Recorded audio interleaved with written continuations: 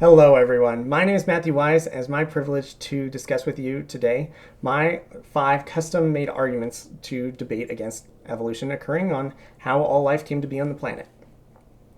I personally am a Christian, and these are 5 custom-made arguments that I personally made and have used countless times discussing with both believers and unbelievers, and I've never run into a single person who was not deeply touched by hearing what I have to say. So I truly hope that you will bear with me as all the arguments continue to build upon each other, because by the end, I believe it is something really special.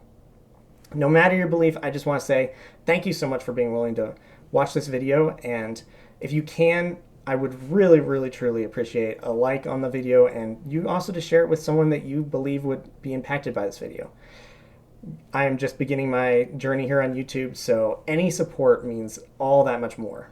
And also, consider subscribing, and you'll be able to be notified when I end up making more videos like this one. So before we get underway with what we are discussing, let's first create ground rules for making sure that we are on the same page about what I'm actually arguing against in this video.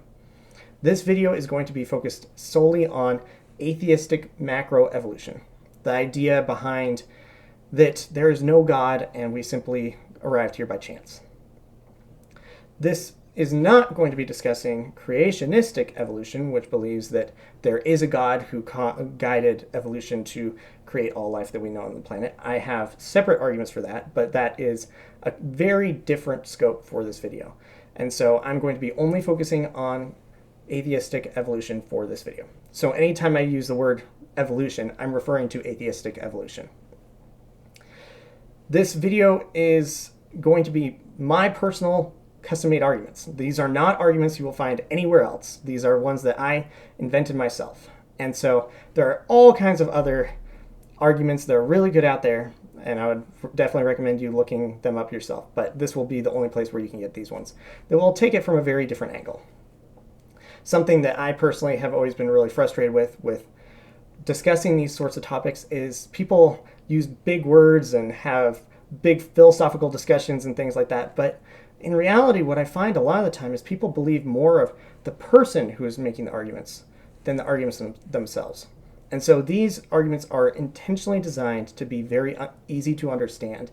And so you don't need to have a doctor's degree in theology or something like that to be able to understand the arguments that I'm going to be discussing today.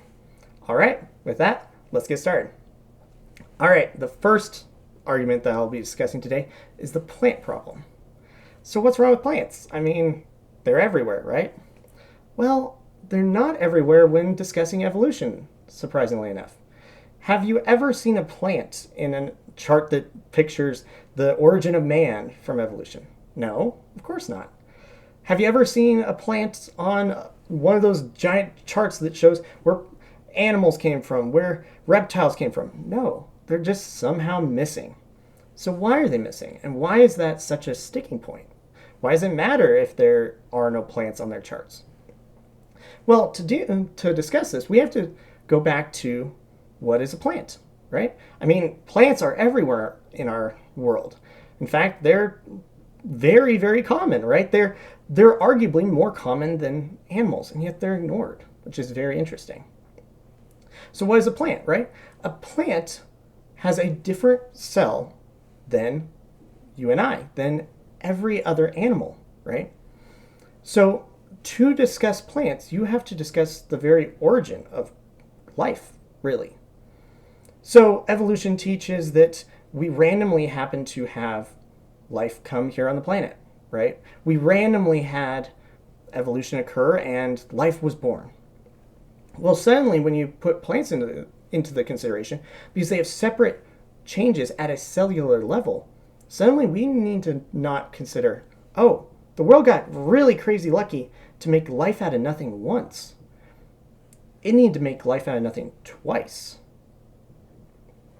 So you can discuss whether this would have had to have occurred completely randomly, completely separately twice, or animals came from plant cells. Now, the reason why I say animals came from plant cells and not the other way around is because it would have had to have been that way. If a plant comes first, then it can survive through photosynthesis on its own. But if an animal cell comes first, congratulations, little amoeba, you did it. You have legs now, and you get to eat rocks, right? It's not going to survive. So the plants would have to fundamentally come first. Now, there are other discussions that we could have about how this would put the world in a very greenhouse state, from plants requiring carbon dioxide that animals put out and to make their photosynthesis. And so it would be a very dangerous place for the world during the billions of years that the plant stage would occur, right? Besides, like places like volcanoes, you would really not have any source of carbon dioxide. And so there would be this very weird state of the planet during this time frame if this was the way it came about. Now, what we could also discuss is the crazy differences between a plant cell and a human cell or an animal cell. And they are very crazy. We could discuss all day about how improbable or even impossible that gap of a jump would be. But for the purposes of this video and continuing the discussion, we'll just say, congratulations, those two evolved from each other. Now, that does bring a question, though. If an animal cell came from a plant cell, why, and evolution is all about gaining the best traits that you can possibly gain and holding on to them and passing them on to generation after generation after generation, why is it that animal cells would have lost the most powerful, the strongest survival mechanism in all of nature? And that's the ability to do photosynthesis. We can't create our own food that plants can. So why would we dump the ability to do photosynthesis if we came from plants? Why would this even occur?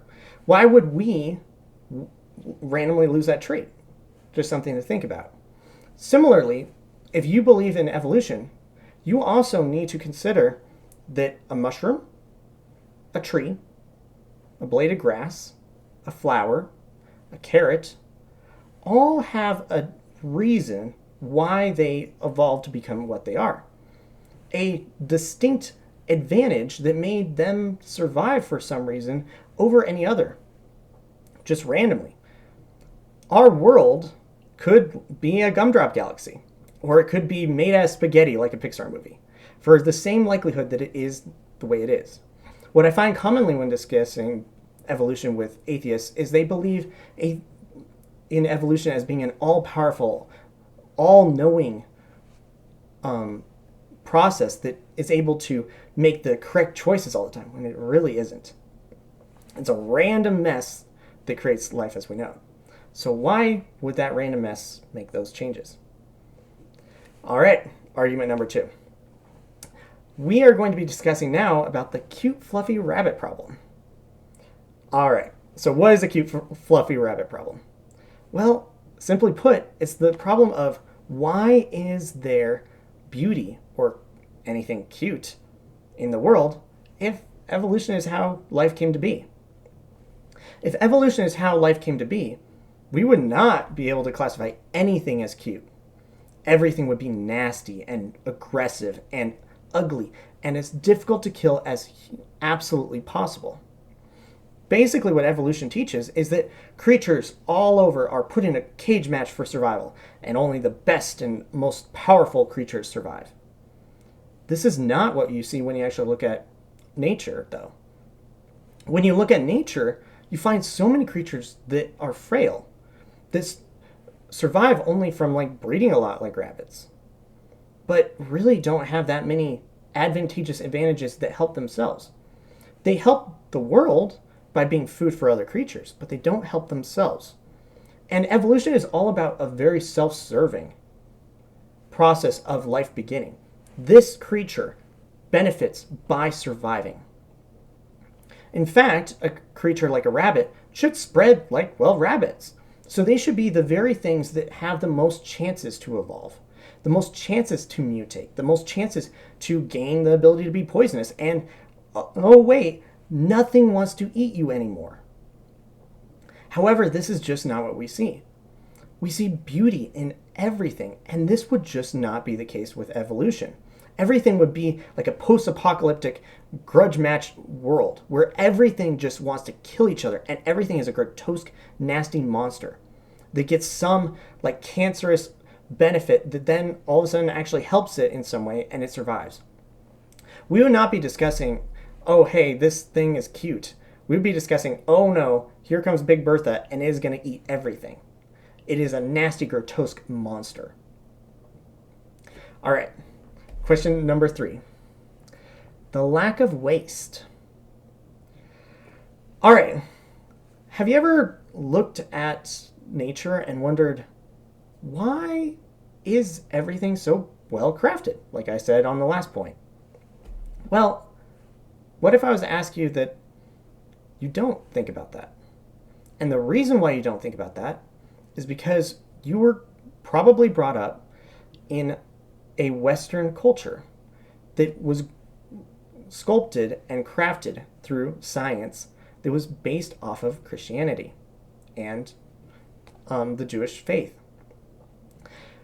This was revolutionary in the ancient world. Back then, every culture believed that the universe was unexplainable. There was no way that you could comprehend what the universe was. You would try to gain stuff, but really the idea that you could fully understand it was never a thing. In the case of like the Greeks, they created philosophy as a way of understanding that which could not be understood. Not that, oh, this world existed from a rational being that made it in a way that we could understand it and that we could gain something from it, who would reveal his invisible qualities through life, who made things rationally and with a purpose. This was revolutionary. But our science is designed on that. When we look at a creature, we're not like, this probably does not have a purpose behind it. It's probably just useless. There's probably no point to XYZ thing. Instead, every time we look at it and we're like, even though science has not figured out a reason for this yet, what is the reason for this? What is the reason for this animal having this behavior? What is the reason for this animal having this organ?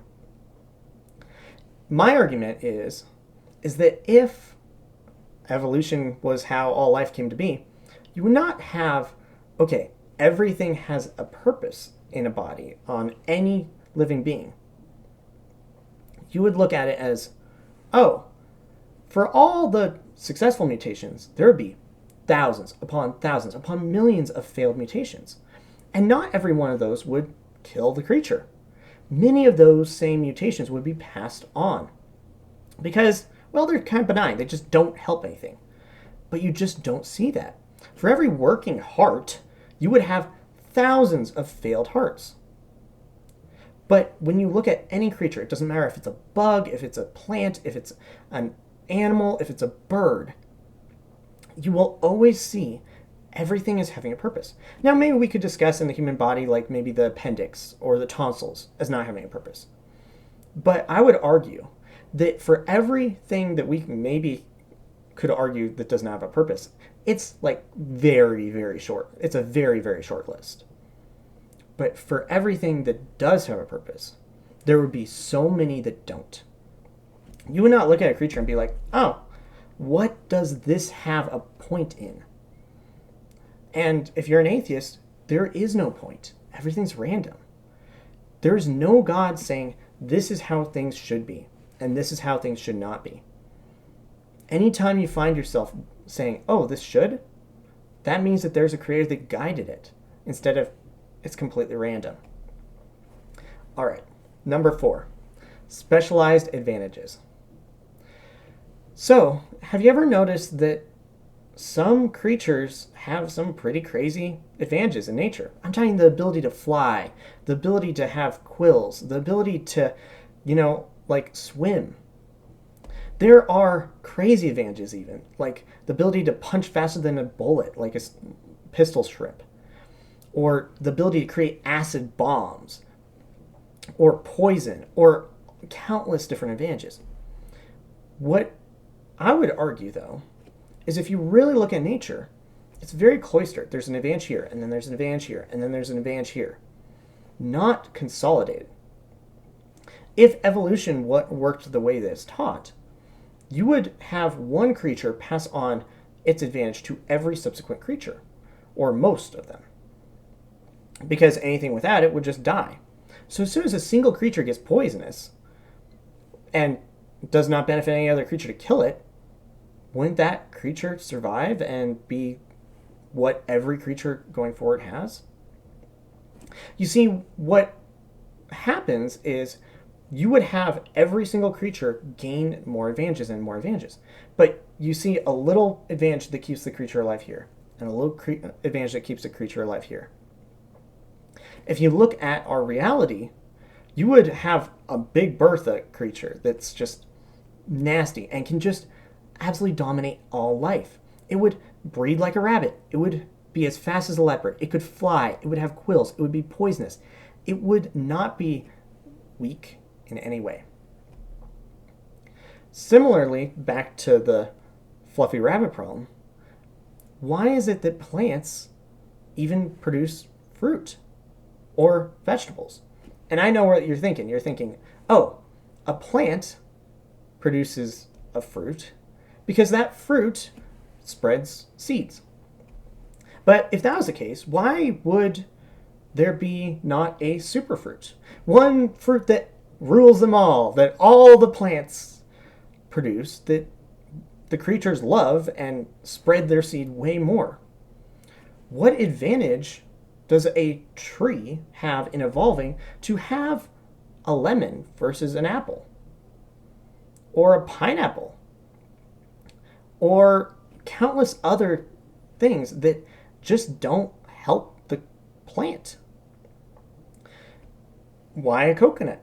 You know, if one already works, why do something that tastes worse or is more nasty? But from a Christian perspective, we believe that, hey, the world was meant to be enjoyed. There was meant to be variety. And so there's variety in life and creatures so that we can enjoy variety. But from evolution's perspective, everything should be purely practical. It should not be based on the enjoyment of something else. It should be based on its own benefit. Now, what about vegetables? Vegetables are interesting because what benefit does a carrot have in being nutritious? That same carrot does not spread its seed by being eaten. Instead, that carrot survives by being nasty, by being unpleasant to be around. That carrot should be poisonous and should have like thorns. It should be nasty to be around. It should not be beneficial to anything else. I believe that if evolution occurred, everything would be like a burr. Now, if you're not familiar with burrs, there's these little nasty little seeds that were the inspiration for Velcro being invented. They stick to fur and they spread all over. They're a very self-serving weed. Everything would be a burr. It doesn't help any other creature. It doesn't give its seed by being eaten. It gives its seed by sticking to things. We would see a very self-serving world where everything is just unbelievably grotesque and nasty. But that is just simply put not what we see. All right. Argument number 5. The very missing link. Lastly, I want to discuss the archaeological evidence for evolution, or lack thereof. If you notice, we have now had archaeology for a very long time. We have countless expeditions around the globe that have unearthed fossils from all over. This was not the case when evolution was first invented with Darwin. Darwin believed that we would find all these in-between links in the fossil record that would show that evolution was real. And maybe we could discuss maybe a couple hundred as being this is the missing link between two creatures or something like that. But if evolution was real, I would argue there should not be a phrase a missing link. It should not even be an option. For every creature that exists, we would have tons and tons of creatures that would be alive today and would be in the fossil record. They're in their awkward teenage stage of becoming a new creature. But what you find is that every creature, again, has a majesty to it. Every creature is a completed creature, not a partial creature, not a, oh, this thing will one day be cool kind of creature. You know, creatures are so well crafted in this world. And the fossil record just doesn't show all these creatures that should be in between these two creatures. To get between two creatures, there are massive gaps that need to occur. And those gaps, unless you believe that somehow you could get so lucky to make those massive mutations in a single mutation, then you will see a train of all these mutations that occur over billions of years that leave billions of fossils that you would see these changes. And these, simply put, don't exist in our fossil record, or at least don't exist in a large enough number that you could ever claim that it exists. We would not be discussing a few fossils here and there. We would be so overwhelmed with the evidence, it would not even be close. Now, let's compare this to Christianity. Christianity has, for the last 2,000 years, been meticulously, line by line, studied and verified through archaeology. Creation has been verified and tested over and over and over and over again, with archaeologists literally looking at the text and being like, oh, this year we need to go this distance, we need to find this thing at this spot, and over and over and over it happens. And time again, atheists will be talking about how, oh, hey, no, there's no evidence for this thing, and then a few decades later it'll show up. And we're not talking vague things here like broken pottery or where. We're talking individual people that are mentioned in the Bible externally showing up in places that they never would have been without the Bible coming true, by name, or evidence of exact miracles occurring on the earth.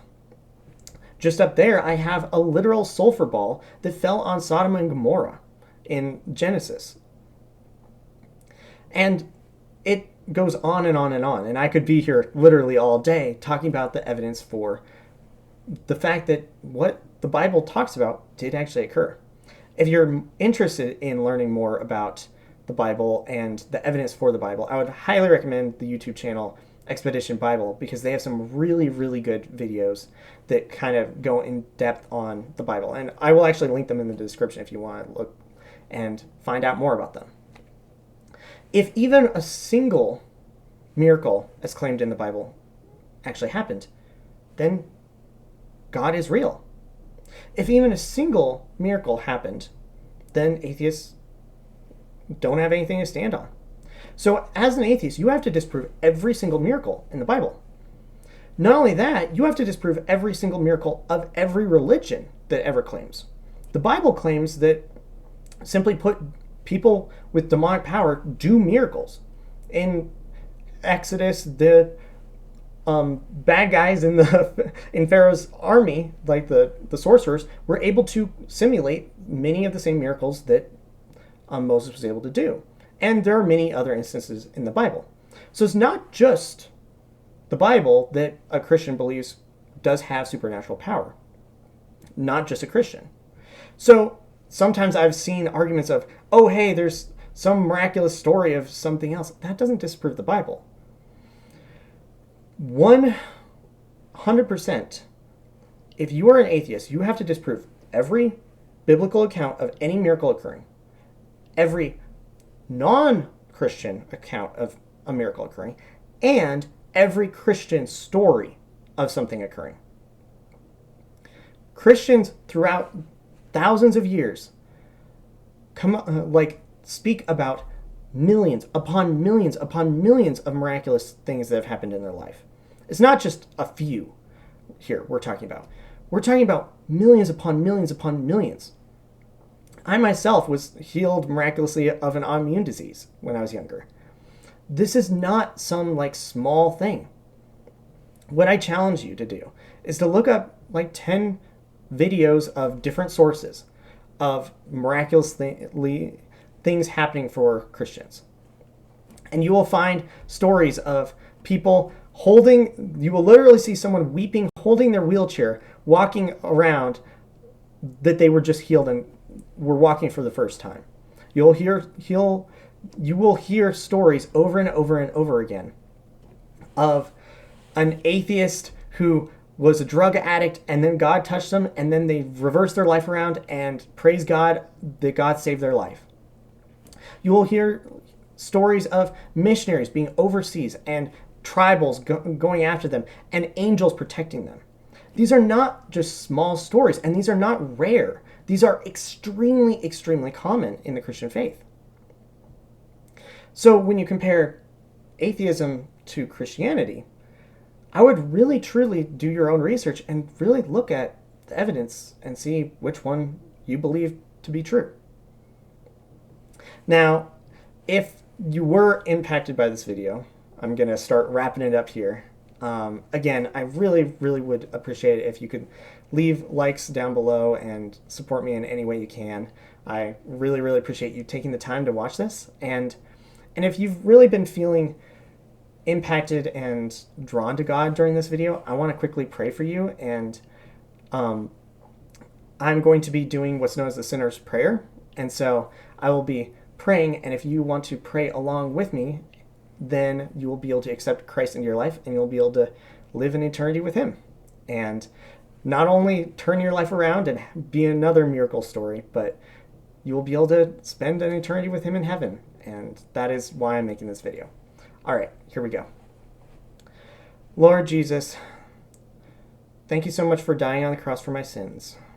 Lord, I believe that God sent you to the earth to die on the cross for my sins. And Lord, I'm sorry for my sins, and Lord, I ask for you to forgive me of my sins. And Lord, please come into my life. From this day forth, I'll live for you. In Jesus' name, amen.